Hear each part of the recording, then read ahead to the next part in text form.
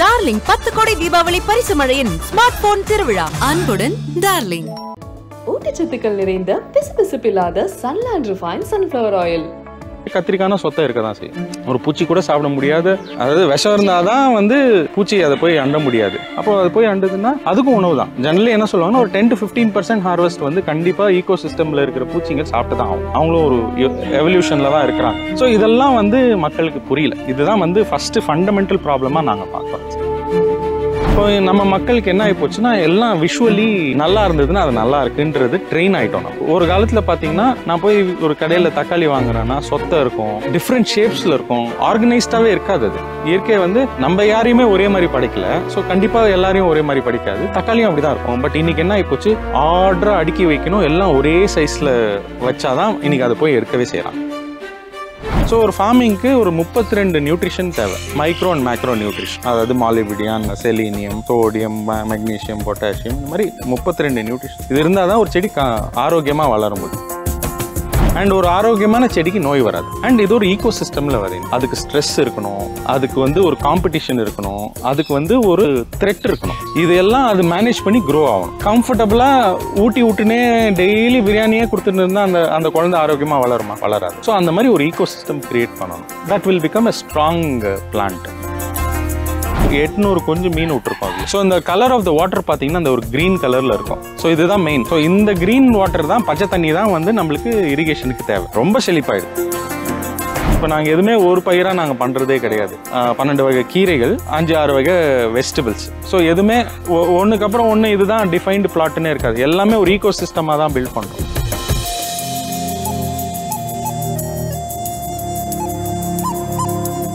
இங்க என்னென்ன இருக்கு அப்படிங்கறத தெரிஞ்சுக்கலாமா? ஓகே, இது ஒரு perfect example of integrated farm. விவசாயத்துக்கு முக்கியமா தேவை மென்யூர், ரைட்? அதாவது ஒரு நேச்சுரல் ஃபெர்டிலைசர். இதை எங்க உற்பத்தி பண்றோம்? நம்ம உற்பத்தி பண்ண முடியுமா? பண்ண முடியாது. இதுக்கு கால்நடைகள் தேவை. அதாவது பவுல்ட்ரி, ஃபிஷ்ஷு, அப்புறம் மாடு, ஆடு, இந்த விஷயங்கள்லாம் தேவை. இவங்களோட அந்த கவு டங், இந்த எக்ஸ்கிரீட்டா தான் நம்ம மென்யூரா டீகம்போஸ் பண்ணி அதை நம்ம செடிங்களுக்கு கொடுக்குறோம். அண்ட் இதுல இருக்கிற பாக்டீரியா செட்டு தான் நம்மளுக்கு தேவையான good bacterias which are going to process the manure and give it as plant available nutrition. So ஒரு ஃபார்மிங்க்கு ஒரு 32 நியூட்ரிஷன் தேவை. மைக்ரோ அண்ட் மேக்ரோ நியூட்ரிஷன், அதாவது மாலிபிடியான், செலீனியம், சோடியம், மெக்னீஷியம், பொட்டாசியம், இந்த மாதிரி 32 நியூட்ரிஷன். இது இருந்தால் தான் ஒரு செடி ஆரோக்கியமாக வளர முடியும். அண்ட் ஒரு ஆரோக்கியமான செடிக்கு நோய் வராது. ஸோ எப்படி ஒரு ஆரோக்கியமாக சாப்பிட்ற ஒரு மனுஷனுக்கு நோய் வர்றது இல்லையோ, அதே மாதிரி ஆரோக்கியமாக இருக்கிற செடிக்கு நோய் வராது. அண்ட் இது ஒரு ஈகோ சிஸ்டமில் வரையணும். அதுக்கு ஸ்ட்ரெஸ் இருக்கணும், அதுக்கு ஒரு காம்படிஷன் இருக்கணும், அதுக்கு ஒரு த்ரெட் இருக்கணும். இதெல்லாம் அது மேனேஜ் பண்ணி க்ரோ ஆகணும். கம்ஃபர்டபுளா ஊட்டினே டெய்லி பிரியாணியே கொடுத்துட்டு இருந்தா அந்த குழந்தை ஆரோக்கியமா வளருமா? வளராது. ஸோ அந்த மாதிரி ஒரு ஈகோ சிஸ்டம் கிரியேட் பண்ணணும். அந்த ஈகோ சிஸ்டம்ல அது இவால்வ் ஆகி க்ரோ ஆச்சுன்னா that will become a strong plant. இப்போ நம்ம மக்களுக்கு என்ன ஆகி போச்சுன்னா, எல்லாம் விஷுவலி நல்லா இருந்ததுன்னா அது நல்லா இருக்குன்றது ட்ரெயின் ஆயிட்டோம் நம்ம. ஸோ மீடியா இஸ் ட்ரெயின் தம். ஒரு காலத்துல பாத்தீங்கன்னா, I remember as a kid, நான் போய் ஒரு கடையில் தக்காளி வாங்குறேன்னா சொத்தை இருக்கும், டிஃப்ரெண்ட் ஷேப்ஸில் இருக்கும், ஆர்கனைஸ்டாகவே இருக்காது. அது இயற்கை நம்ம யாரையுமே ஒரே மாதிரி படிக்கல. ஸோ கண்டிப்பாக எல்லாரையும் ஒரே மாதிரி படிக்காது. தக்காளியும் அப்படி தான் இருக்கும். ஸோ இந்த தக்காளியே பார்த்தீங்கன்னா டிஃப்ரெண்ட் ஷேப்ஸில் இருக்கும், டிஃப்ரெண்ட் சைஸஸில் இருக்கும். பட் இன்னைக்கு என்ன ஆகிப்போச்சு, ஆர்டராக அடுக்கி வைக்கணும், எல்லாம் ஒரே சைஸில் வச்சாதான் இன்னைக்கு அதை போய் எடுக்கவே செய்கிறாங்க. ஸோ சம்வேர் அதை விஷுவலி மட்டும்தான் ஜட்ஜ் பண்றாங்களே தவிர அதுக்குள்ள இருக்கிற நியூட்ரிஷனை யாருமே பாக்குறது இல்லை. ஸோ பார்க்க அப்பீலிங்கா இருக்கிறது நம்ம ஆமா, இன்னைக்கு வெள்ளையா இருக்கிறவன் தான் ரொம்ப நல்லவன். ஸோ அந்த மாதிரி பழங்களையும் அதே மாதிரி நம்ம பார்க்க ஆரம்பிச்சோம். ஸோ இந்த டிஃபர்மேஷன்ஸோ டிஃப்ரெண்ட் சைஸஸோ மக்கள் அக்செப்ட் பண்ணுறது நிறுத்திட்டாங்க. எல்லாம் ஆர்டர்லியாக இருக்கணும்னா அதனால தான் இந்த ஹைபிரிட் சீட்ஸ், ஜெனட்டிக்கலி மாடிஃபைட் சீட்ஸ்லாம் வர ஆரம்பிச்சது. ஸோ ஒரே சைஸில் ஒரே ஷேப்பில் இல்லை அவங்களுக்கு கம்ஃபர்டபுள் ஷேப்ஸில். இப்போ நிறைய பேர் சொல்லுவாங்க, இப்போ எங்கள் மண்ணில் கார்பன் இன்க்ரீஸ் ஆகிடுச்சு, நல்லா இருக்குது, குக்கும்பர் பெருசாக வருது. That's not in our control. In fact இந்த வருஷம் வெரி இன்ட்ரெஸ்டிங்லி, நான் இது ஒரு 5-6 வருஷமாக பயிர் வச்சிட்டு இருக்கிறேன். பூசணிக்காய் எப்பவுமே ஒரு 1.5-2 கிலோ, மேக்ஸிமம் 3 கிலோ வரைக்கும் எடுத்துருக்கேன். இந்த வருஷம் நான் 9 கிலோ பூசணிக்காய் எடுத்தேன். ஒரு பூசணிக்காய் 9 kilo. And this is only because of the work we've done in the soil. And இதை நாங்கள் ஒரு இயற்கை கொடுத்த பிரசாதமா நாங்கள் இதை ஏற்றுக்கிட்டோம். ஒண்டர்ஃபுல், வாவ், இப்படி ஒரு க்ரோத்தா அப்படின்ட்டு நிறைய ஃப்ரூட்ஸ் வந்தது. அதாவது ஒரு பூசணிக்காய் 9 கிலோஸ் வந்தால் பரவாயில்ல. அந்த என்டையர் ஹார்வெஸ்ட்ல ஆல்மோஸ்ட் 60% ஆஃப் த பூசணிக்காய் ஒரு 8 கிலோஸ் அண்ட் அப்வர்ட்ஸ் ஆவரேஜாகவே. அண்ட் பிரில்லியண்ட்டாக இருந்தது டேஸ்ட்டுமே. பட் மக்கள் என்ன பண்ணிட்டாங்க, இவ்வளோ பெரிய பூசணிக்காய் நான் என்ன பண்ணுறது, நான் பத்தை போட்டு தான் கொடுக்குறோம், இருந்தாலும் அவங்க வந்து இவ்வளோ பெருசாக இருக்குது, இவ்வளோ பெருசாக, இது முத்தல் இது முத்தல் இது முத்தல் அப்படின்றாங்க. ஸோ பீப்புள் டோன்ட் ரியலி அதை குக் பண்ணி பாருங்கள், அப்புறமா நீங்கள் அதை இது பண்ணுங்கன்னா சைஸை பார்த்த உடனே தே சே நோ அப்படின்னு ஜட்ஜ் பண்ணிடுறாங்க. அதே மாதிரி நாட்டு வெண்டைக்காய் தான் வேணும்னு கேட்குறாங்க. நாட்டு வெண்டைக்காய் இந்த சைஸில் வரவே வராது, நல்லா நீளமாக தான் வரும். அது கொஞ்சம் மேலே ரஃபாக தான் இருக்கும். But that's the moment you cut and cook it goes soft, right? இப்போ இதை பற்றி அவங்களுக்கு அவேர்னஸ் இல்லை. ஸோ இதெல்லாம் சொல்லி புரிய வச்சு, அதே மாதிரி கத்திரிக்காய்னா சொத்தை இருக்க தான் செய்யும். ஒரு பூச்சி கூட சாப்பிட முடியாத, அதாவது விஷம் இருந்தால் தான் வந்து பூச்சி அதை போய் அண்ட முடியாது. அப்போது அது போய் அண்டுதுன்னா அதுக்கும் உணவு தான். ஜெனரலி என்ன சொல்லுவாங்கன்னா ஒரு 10 to 15% ஹார்வெஸ்ட் வந்து கண்டிப்பாக ஈகோ சிஸ்டமில் இருக்கிற பூச்சிங்க சாப்பிட்டு தான் ஆகும். அவங்களும் ஒரு எவல்யூஷனில் தான் இருக்கிறாங்க. ஸோ இதெல்லாம் வந்து மக்களுக்கு புரியல. இதுதான் வந்து ஃபஸ்ட்டு ஃபண்டமெண்டல் ப்ராப்ளமாக நாங்கள் பார்க்குறோம். ஃபுல்லாகவே வந்துட்டு விவசாய நிலமாக தான் இருந்தது. இப்போ நிறைய பிளாட் போட்டாங்க. அண்ட் பிளாட் போடும்போது உங்களுக்கு நிறைய பிரச்சனைகள் இருந்ததுன்னு சொல்லி கேள்விப்பட்டேன். அது என்னன்னு நான் தெரிஞ்சுக்கலாமா? ஓகே, இப்போ இது எங்கள் பக்கத்து ப்ராப்பர்ட்டி பார்த்தீங்கன்னா ஒரு 32 ஏக்கர். ஸோ அதில் வந்து ஒரு 12 ஏக்கர் நெல்லிக்காய் இருந்தது, தேக்கு, அப்புறம் பல மரங்கள்லாம் வச்சுருந்தாங்க.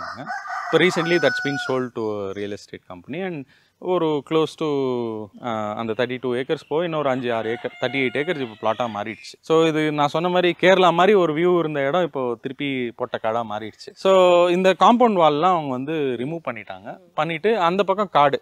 ஸோ அதனால மான், காட்டு பன்னி, இந்த மாதிரி விலங்குகள்லாம் உள்ளே வர ஆரம்பிச்சிச்சு. சென்னைக்குள்ளே இதெல்லாம் இருக்குது, மான் வரது, காட்டு பண்ணி வரதெல்லாம். ஓ, உங்களுக்கு அது நிறைய டிஸ்டர்பன்ஸ் இருந்துருக்கு. ஆமாம், இப்போ கீரையெல்லாம் பார்த்தீங்கன்னா மான் மேய்ஞ்சிடும். அதே மாதிரி காட்டு பண்ணி வந்து எந்த ஒரு பயிருமே விடாது. ஸோ கோரையை தோன்றேன்னு சொல்லிட்டு எல்லா விஷயங்களையும் தோண்டி போட்டுரும். அதனால் நம்மளால் விவசாயமே பண்ண முடியாது. ஸோ இதுதான் இஷ்யூ. ஸோ அதுக்கப்புறம் காம்பவுண்ட் வால் போடுற வரைக்கும் கிட்டத்தட்ட ஒரு 6 மாதம் எங்களால் எந்த விஷயமே. இப்போ கீரி புல்லை வர ஆரம்பிச்சிருச்சு, அதெல்லாம் வந்து கோழிங்களை அடித்து சாப்பிட்றோம். ஸோ இந்த மாதிரி நிறைய சேலஞ்சஸ் இருந்தது. ஒரு 6 months we got disturbed. But fine, இப்போ நல்ல காம்பவுண்ட் வால் கட்டினா we are back in action. So இந்த மாதிரி சில சேலஞ்சஸ்லாம் இருக்குது.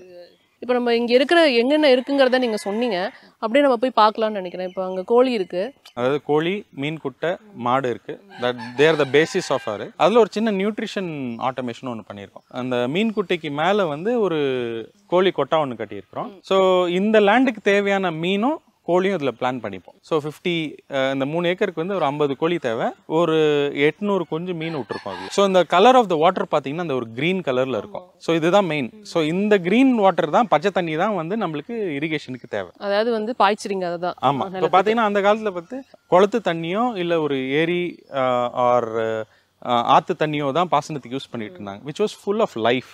அதாவது தண்ணிக்குன்னு உயிர் கொடுக்குற சக்தி இருக்குது. பட் அதில் லைஃப் வாழ்ந்தால் அதோட உயிர் தன்மை இன்னும் அதிகமாகிடுது. அந்த தண்ணியை நம்ம பாய்க்கும்போது அதில் இருக்க கழிவு, ஆர்கானிக் மேட்டர் எல்லாம் வந்து நம்ம மண்ணுக்கு போக ரொம்ப செழிப்பாயிடுது. இது பண்ணி ஒரு 8 months தான் ஆகுது. இந்த 8 monthsல என்னோட ப்ரொடியூஸ் பார்த்தீங்கன்னா நல்ல டிராஸ்டிக் சேஞ்ச் இருக்கு எனக்கு. ஸோ நல்லா கிடைக்குது. ஆமாம், இன்னொன்று லெஸ் லேபர் இன்டென்சிவ் ஆக்கிடுது. அதாவது இது ரொம்ப ஒரு கடினமான வேலை. அதாவது செடிங்களுக்கு எரு வைக்கிறதுக்குன்னு ஆள் வைக்கணும் அப்படின்னு பார்த்தீங்கன்னா ஒரு 5 ஆள் ஒரு வாரத்துக்கு மினிமம் வைக்கணும் ஒரு ஏக்கருக்கு. அது களை எடுக்கிறதுக்கு ஒரு சைக்கிள் இப்படின்னு ரொம்ப காஸ்ட்லியான ஒரு விஷயம். ஆமாம், லேபர் இன்டென்சிவ்னு சொல்லுவோம். அது வந்து செலவுகள் அதிகம் லேபர் விஷயங்கள். இது வந்து அது எல்லாத்தையுமே கம்மி பண்ணிடுது. இது ஒன்லி ஃபார் நீங்கள் இந்த நிலத்துக்கு நீர் பாய்ச்சதுக்காக மட்டுமே தான் கிரியேட் பண்ணியிருக்கேன். இது மீனுங்க வளர்ந்தா இந்த மீனுமே நம்மளுக்கு வருமானமாக போயிடும். வளர வளர அதையுமே நீங்க வருமானமா ஆமா ஆமா. இப்போ அதுக்கு மேலதான் அந்த கோழி விட்டுருக்கீங்க. அந்த கோழியோட கழிவுகள் வந்து மீனுக்கு வந்து உணவாகும். இல்ல, மீனுக்கு அதோட டைரக்டா உணவாகாது. இந்த கழிவு உழும்போது சன்லைட் பட்டு ஃபைட்டோகூன்ஸ்னு சின்ன சின்ன பூச்சிகள் உருவாகும். நம்ம சின்ன வயசுல வந்து தண்ணி பிடிச்சி பார்ப்போம், உள்ள ஒரு மீன் குஞ்சு மாதிரி ஒன்று சுத்தினே இருக்கும் தெரியுமா, அதுதான் ஃபைட்டோகூன்ஸ். அந்த ஃபைட்டோகூன்ஸ் தான் மீன் சாப்பிடும். அது சாப்பிட்டு அது கழிவு கொடுக்குது இல்லையா, அந்த கழிவு வந்து இந்த பச்சை தண்ணி உருவாகிறதுக்கு ஒரு காரணமா இருக்கு. ஸோ இது வந்து இந்த தண்ணி வந்து இன்னும் நம்மளுக்கு அதிகமான ஒரு நியூட்ரிஷன் தரும். ஆமா, இதுல வந்து NPK இந்த பேசிக் நியூட்ரிஷன் அண்ட் சொன்ன 32 மற்ற நியூட்ரிஷனும் ரொம்ப அதிகமா இருக்கு. அண்ட் இது வந்து செடிக்கு பார்க்கும்போது நல்ல அவுட்புட் வருது. சுத்தி வாழை வேற வச்சிருக்கீங்க. அது காரணம் என்னன்னா, வாழை வந்து நடுப்புற ஏதாவது ஒரு இடத்துல தோட்டம் மாதிரி வச்சிருப்பாங்க. நான் வந்து பாக்குறப்ப வந்து காம்பவுண்ட் வால் மாதிரி இருக்கு வாழை. அது ஏன்னு நான் தெரிஞ்சுக்கலாமா? பவுண்டரி கிராப்பாக ஏதாவது ஒன்று பண்ணணும் அப்படின்னு நம்ம யோசித்தோம். ஸோ என்ன டிமாண்ட் இருக்குன்னு பார்க்கும்போது வாழைக்கு நல்ல டிமாண்டு. ஸோ அதனால் வாழையை நம்ம ஒரு கிராப்பாக சூஸ் பண்ணி ஒரு 5 வகை வாழை வந்து பவுண்டரி கிராப்பாகவே போட்டிருக்கோம். இன்னொன்று என்னென்னா, இயற்கை விவசாயத்தில் பக்கத்து தோட்டத்தில் யூஸ் பண்ணுற கெமிக்கல்ஸ் நம்மளுக்குள்ளே வரக்கூடாதுன்ற ஒரு தேவையும் இருக்குது. ஸோ அதனால் நாங்கள் என்ன பண்ணிட்டோம், அதுக்கு வந்து நல்ல ஒரு ஹை க்ரோயிங் ட்ரீ ஏதாவது வச்சிடணும் அப்படின்னு தான் ஃபஸ்ட்டு இனிஷியலாக பிளான் பண்ணோம். ஸோ அந்த டைமில் யோசிச்சு நாங்கள் சரி ஓகே நம்ம வாழையை வச்சிடலாம், அது நம்மளுக்கு ஈல்டாகவே வந்துடும் அப்படின்னு சொல்லிட்டு. அண்ட் அது ஈஸி டு மெயின்டைனா? வெரி ஈஸி டு மெயின்டைன், ஒரு சேலஞ்ச் கிடையாது. அதாவது அதுக்கு ரொம்ப பேசிக் வந்து 2 சைடும் நல்லா காத்தோட்டமும் வெயில் இருந்தால் நல்லா வந்துடும். இப்போ நீங்கள் அது மோனோக்ராப்பாக பண்ணீங்கன்னா தான் பிரச்சனை. இப்போ நாங்கள் இங்கே எதுவுமே ஆமாம், இப்போ நாங்கள் எதுவுமே ஒரு பயிராக நாங்கள் பண்ணுறதே கிடையாது. இங்கே 10 வகை 12 வகை கீரைகள், அப்புறம் ஒரு 5-6 வகை வெஜிடபிள்ஸ். ஸோ எதுவுமே ஒன்றுக்கு அப்புறம் ஒன்று இதுதான் டிஃபைன்டு பிளாட்னே இருக்காது, எல்லாமே ஒரு ஈகோ சிஸ்டமாக தான் பில்ட் பண்ணுறோம். ஸோ அதனால it becomes easier. டார்லிங் 10 கோடி தீபாவளி பரிசு மழையின் ஸ்மார்ட் போன் திருவிழா. அன்புடன் டார்லிங். ஊட்டச்சத்துக்கள் நிறைந்த பிசுபிசுப்பில்லாத சன்லேண்ட் ரிஃபைன் சன்ஃப்ளவர் ஆயில்.